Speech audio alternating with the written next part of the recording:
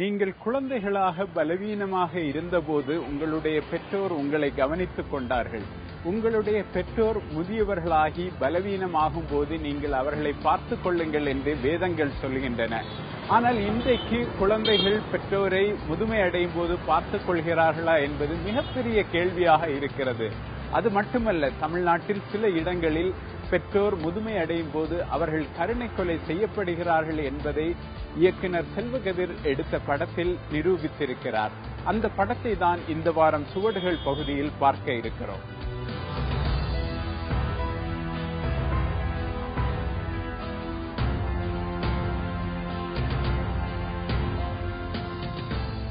வாழ்க்கையின் விளிம்பில் இருக்கும் வயதான குழந்தைகள் இவர்கள்.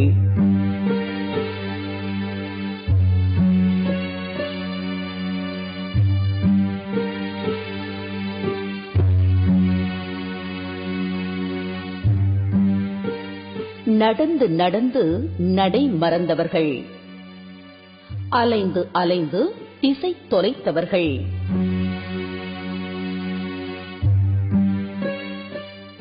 உழைத்து உழைத்து உள்ளங்கை இழந்தவர்கள்,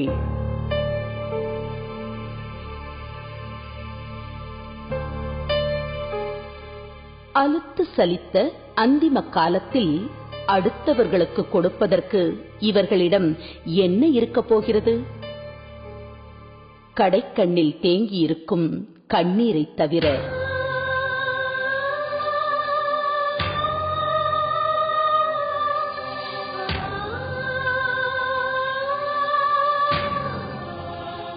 ஒரு காலத்தில் குடும்ப விளக்காய் இருந்தவள் இப்போது குப்பைகளுக்கு மத்தியில் பழைய பொருட்களுடன் படுக்கையில் கிடக்கிறாள்.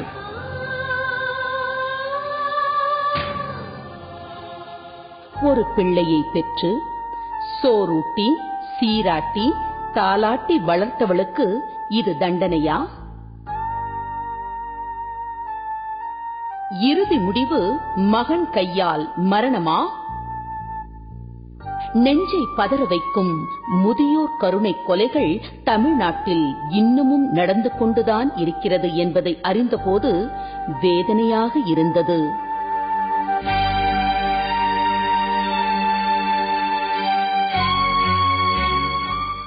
குறிப்பாக விருதுநகர் அருகே உள்ள கிராமங்களில்தான் அதிகம் என சொல்லப்படுகிறது. தலைக்கூத்தல் என்பது நம்முடைய விருதுநகர் மாவட்டத்தில் ட்ரெடிஷ்னல் பிராக்டிஸ், ஒரு பாரம்பரிய பயிற்சி. இது மக்கள் சமூகத்தினால ஏற்றுக்கொள்ளப்பட்ட ஒரு நிகழ்வு இங்கு. ஆனா வெளி பார்வை, மக்களுடைய பார்வை இது இல்லீகல்னு சொல்றாங்க. மக்கள் மத்தியில் இளம் சமுதாயத்தில எங்களுக்கு விழிப்புணர்வை ஏற்படுத்தி பெற்றோர்கள் நம்முடைய நாட்டுக்கு உழைத்தவர்கள், வீட்டுக்கு உழைத்தவர்கள், நம்முடைய சமுதாயத்திற்கும் உழைத்தவர்கள், அவர்களை முதுமையில பாதுகாக்கிறது நம்முடைய ஒரு கடமை. அது கண்டிப்பா நம்ம பின்பற்ற வேண்டும் என்று சொல்லிட்டு நாங்க பள்ளி, கல்லூரி மற்றும் சமுதாயம் சார்ந்த அமைப்பிடம் நாங்க விழிப்புணர்வை ஏற்படுத்திட்டு, அதோடு இந்த கருணை கொலைகளுக்கு இவர்கள் பயன்படுத்துவதாக கூறப்படும் முறையை பற்றி தெரிந்ததும் அதிர்ச்சியாய் இருந்தது.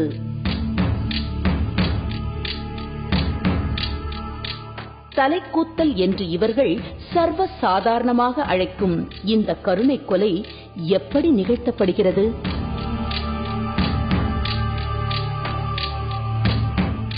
அடுத்த வேளை சோற்றுக்கே ஓடிக்கொண்டிருக்கும் இந்த தலைமுறைக்கு பெற்றோரை பராமரிக்கவோ பாதுகாக்கவோ நேரமில்லை. அதனால்தான் துவங்கிவிட்டது இந்த தலைக்கூத்தல் என்கிறார்கள். இங்குள்ள கிராமங்களுக்குள் நுழையும் போதே வறுமை வரிசை கட்டிக்கொண்டு நிற்கிறது. இவர்களின் உடையில், நடையில் மட்டுமல்ல, சிரிப்பிலும் வறுமை வாழ்வதை காண முடிகிறது. முதியவர்கள், உடல் நலம் சரியில்லாதவர்கள் என்றால் அவர்களுக்கு குளிரும் பனியும் சேராது என்பதால் கம்பளி போர்வை கொடுத்து வீட்டிற்குள்ளேயே இருக்க செய்வார்கள்.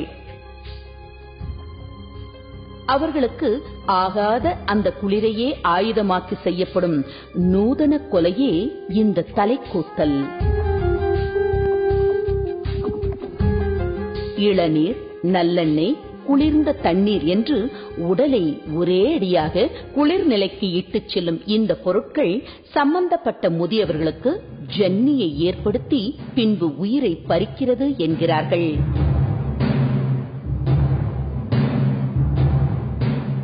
பல காலமாக வெளி உலகிற்கு தெரியாமல் மறைக்கப்பட்ட ரகசியமாகவே இருந்து வந்துள்ளது இந்த தலைக்கூத்தல் மரணங்கள். இன்று கூட இந்த ஊர் மக்களிடம் இதை பற்றி பேசினால் அப்படி எதுவும் இல்லை, அனைத்து இறப்புகளும் இயற்கையானது என்றே சொல்கின்றனர். அவர்களுடன் நன்கு அறிமுகமாகி நம்பிக்கையை பெற்று நீண்ட வற்புறுத்தலுக்கு பிறகு மெல்ல உண்மை வெளிவந்தது.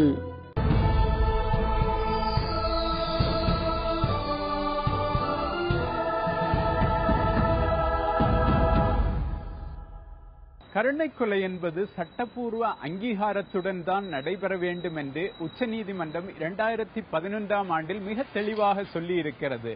ஆனால் தலைக்கூத்தல் என்கிற கொடூரம் எந்த சட்டப்பூர்வ அங்கீகாரமும் இல்லாமல் நடைபெறுகிறது. அது பற்றிய சித்தரிப்பு ஒன்றை இப்போது நாம் பார்க்கலாம். சில மாதங்களுக்கு முன் நடந்திருக்கிறது ஒரு தலைக்கூத்தல் கொடூரம்.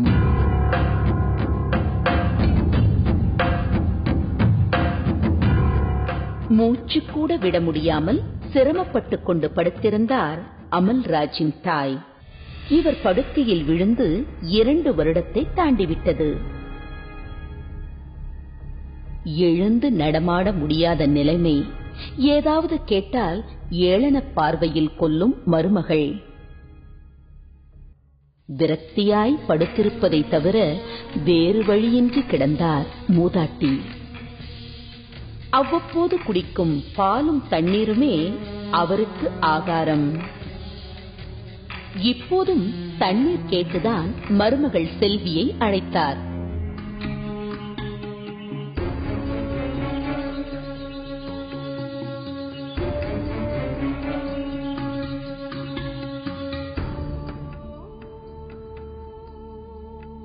சமையலுக்கு காய் வெட்ட எடுத்து வைத்தால் அப்போதுதான் மாமியார் கூப்பிடுவார்.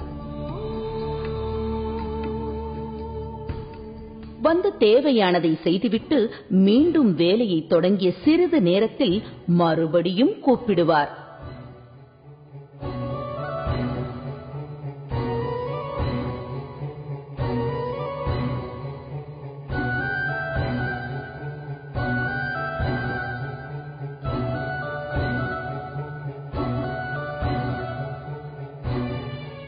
கிழவியை தொட்டு தூக்கி மருந்து போட்டுவிட்டு அதே கையோடு சமையல் வேலைகளை செய்ய செல்விக்கு அருவருப்பாக இருக்கும்.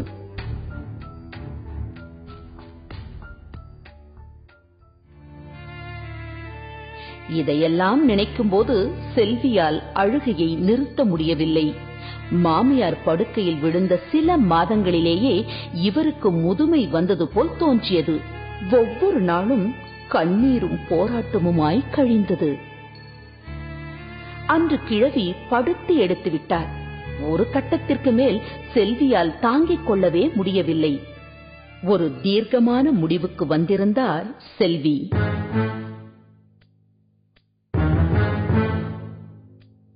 செல்போனை எடுத்தவர் கணவன் அமல்ராஜுக்கு போன் செய்தார்.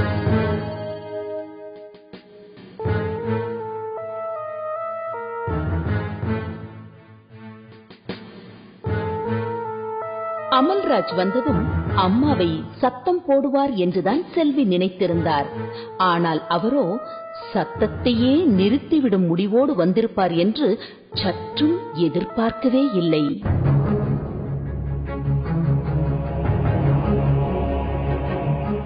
செல்வி மற்றொரு பெண்ணை கூட்டிக் கொண்டு உள்ளே வந்தார்.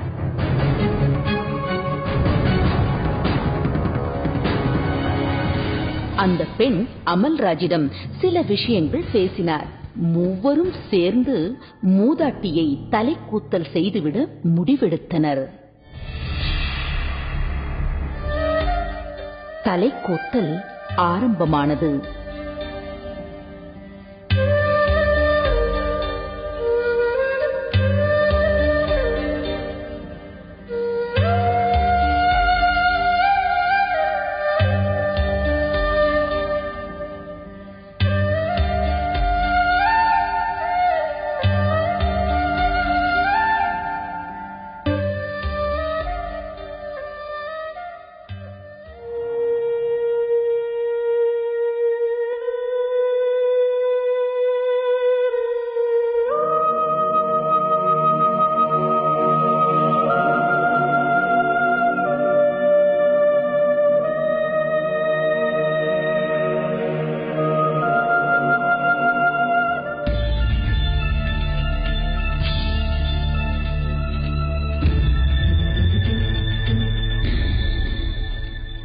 தற்போது தலைக்கூத்தல் முறை இங்கு இல்லை என்றே பலரும் கூறுகின்றனர்.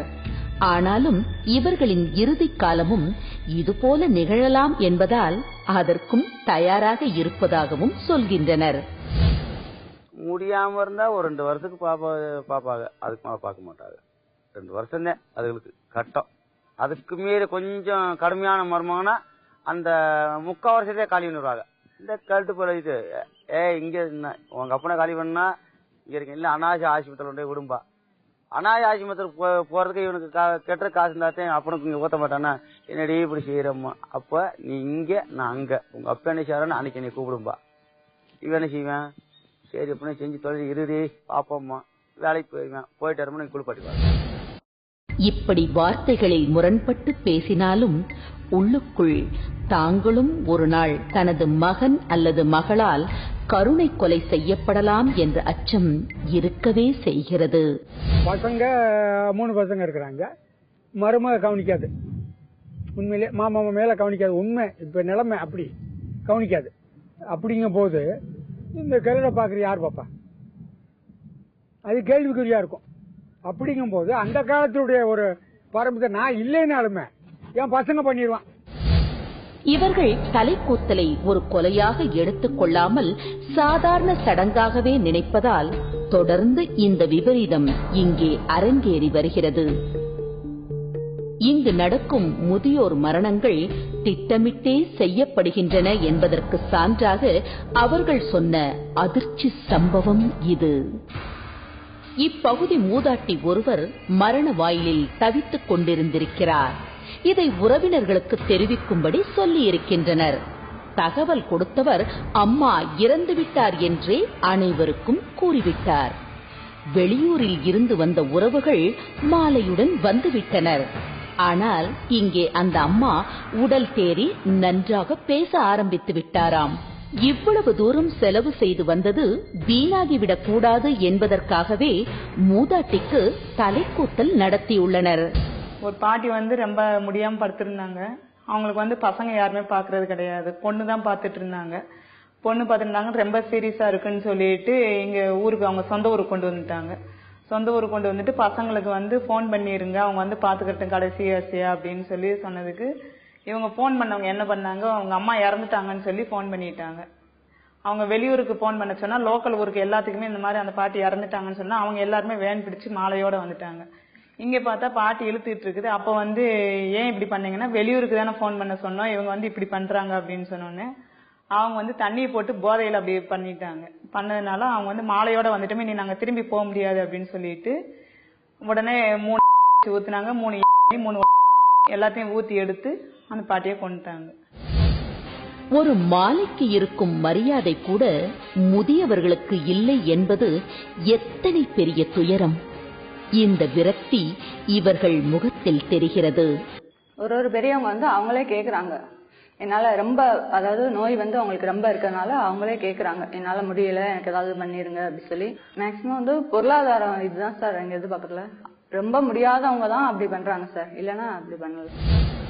ஒரு வீட்டின் நடுவில் வயதான மூதாட்டியை படுக்க வைத்திருந்தனர். இவ்வளவு சிரமத்துடன் இன்னும் ஏன் இவரை விட்டு வைத்திருக்கிறார்கள் என விசாரித்தோம். அது கொலையை விட கொடூரமானதாக இருந்தது. 3 மாதங்களுக்கு முன்பே இவருக்கு தலைக்கூத்தல் முடிவு செய்து விட்டார்களாம். கந்து வட்டிக்கு பணம் கேட்டிருப்பதாகவும் அது கைக்கு வந்த மறுநாளே மூதாட்டியை முடித்து விடுவார் என்கின்றனர். பணம் இல்லாததால் தான் அந்த அம்மாவின் நாட்கள் தள்ளி போய்க் கொண்டிருக்கிறது. கந்து வட்டிக்காரனின் கையில் இருக்கிறது அவரது உயிர். ஆனால் இந்த தலைக்கூத்தல் என்பது முழுவதும் வாரிசுகளின் கையாலேயே நடந்தேறி விடுவதில்லை. இதை செய்வதற்காகவே நிபுணத்துவம் பெற்ற சிலர் ஊரில் இருக்கிறார்கள். யார் வீட்டிலாவது முதியவர்களை முடித்து காட்டுக்கு அனுப்பி வைக்க வேண்டும் என்றாலும் இவர்களுக்கு தவறாமல் அழைப்பு வந்துவிடும். அங்கு நடந்தது அன்று நடந்தது என்று யாரோ ஒருவர் 3ஆம் நபராக சொல்வது சகஜம்.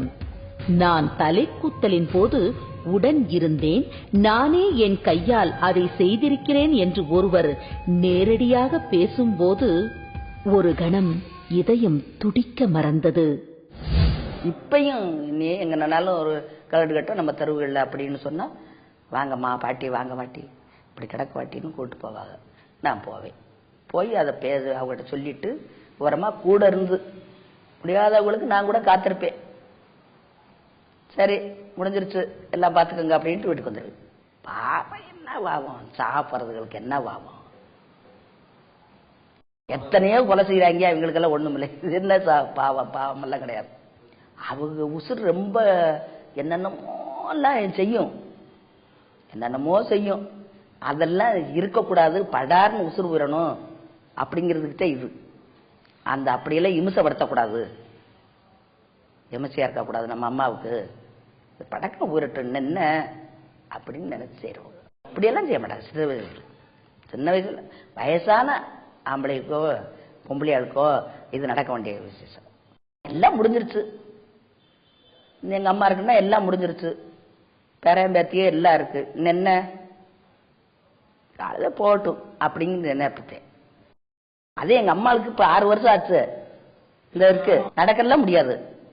இந்த பச்சை வளம் போல வந்துச்சு, காலையே நடக்கவில்லை, கை காலம் நல்லா இருக்கு, புண்ணு முடிச்சு ஒண்ணு கிடையாது, நல்லா உட்காந்துக்கிட்டு இருக்கு. அது கூட தெரியும், வந்து பார்க்கும் எங்க அம்மாவை, நல்லா உட்காந்துக்கிட்டு இருக்கு, எந்த பிரச்சனையும் இல்லை. இன்னும் அதுக்கு 4 இது திங்கள் வரும்போது கொஞ்சம் கொஞ்சம் தாரவும் என்ன செய்ய போகுது அப்படின்னு செஞ்சிடறதே. அதை வச்சு என்ன செய்ய போறோம்? இப்போதைக்கு நடந்தது இந்த 4 மாதத்துக்குள்ள, இந்த 1 வருஷத்துக்குள்ள இந்த 2 நடந்துச்சு. அதே ஆகும் இருக்கு. இதுக்குள்ள நம்மளுக்கு என்ன ஆகும் இருக்கு? நம்மளுக்கு வேலைக்கு போனாத்தையும் கஞ்சி, நம்மளுக்கு என்ன ஆகும் இருக்க போகுது? அதெல்லாம் நினைப்பு இருக்காது. எங்கேயும் செத்தது விளச்சது வீட்டுக்கெல்லாம் போவேன் வருவேன், அதான் நினைப்பு இருக்கா சார் நம்மளுக்கு. அதே என்னையா பெத்த மனம் பித்து பிள்ளை மனம் கல்லு என்பதற்கு இந்த ஊர்களே சாட்சி. ஆனால் பாசத்தை தின்று செரிக்கும் அளவுக்கு வறுமையை இவர்களுக்கு கொடுத்த இந்த சமூகம் கல்லை விட கடுமையானது. மனித வாழ்க்கையில் மரணம் சொல்லும் பாடம்தான் என்ன?